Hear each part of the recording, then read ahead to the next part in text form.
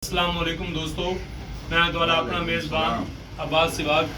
आज मेरे नाल इन सही नाम मलिक गुलाम फरीद भुट्टा साहब, नाम अब्दुल गफूर साहब ते मलिक बाकर सिवाग साहब। सही आज बात इन्होंने दोस्तों की फरमाइश थे मैं तो कुछ उस्ताद गमखार सही दा कुछ कलाम सुनाना चाहता। सेक जै वक्त आए जे को मिल पई छतरी दी छां गए पे। वाह वाह। सेक जै वक्त आए जे को मिल पई छतरी दी छां गए पिया। ना पनावे की हाँ कहंदा शिकवा करा ओ परा गए पिया आ पढ़ा गए पिया। ते सरद आ नाल अरशे मोला तुणी मेरी मिन्नत दिवी तेरा ना गए पिया। मेरी मिन्नत दिवी तेरा ना गए पिया।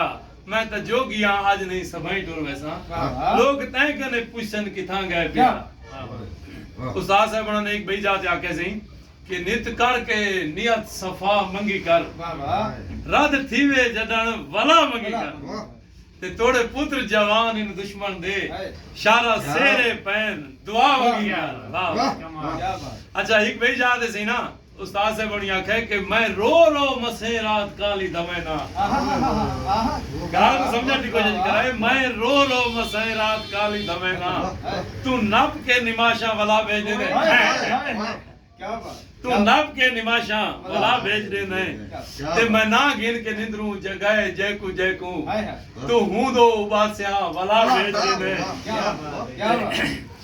ते मैं ना गिन के निंद्रू जगाए जयकू जयकू तू हूं दो उबास्या वाला भेज दे। जेकर मैं पैगाम पर्दे दा वंडे वसे विच ते तू बेलिबासिया वाला भेज दे।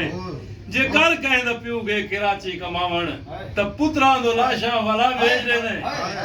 अगवा कैसी अलाई ना अली जंजा पिन्या का प्यान मुर्रे को आज तक उडाची न भूलसी।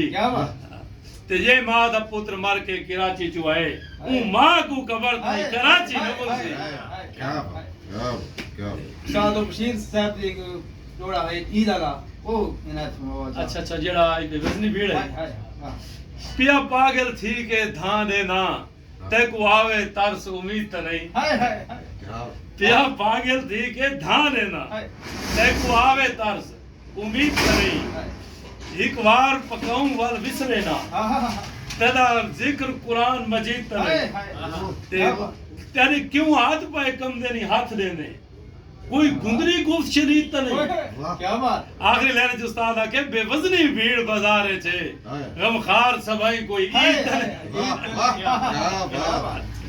दोस्तों ये द्वारा अपना मेजबान अब्बास सिवाग मेरे चैनल है अब्बास सिवाग थाल सकाफती रंग ते इको सब्सक्राइब भी करे सो ते बेल आइकन दा बटन भी दबा दे सो ताकि हर नवी आने वाली वीडियो थारे तक पहुंचती रहे।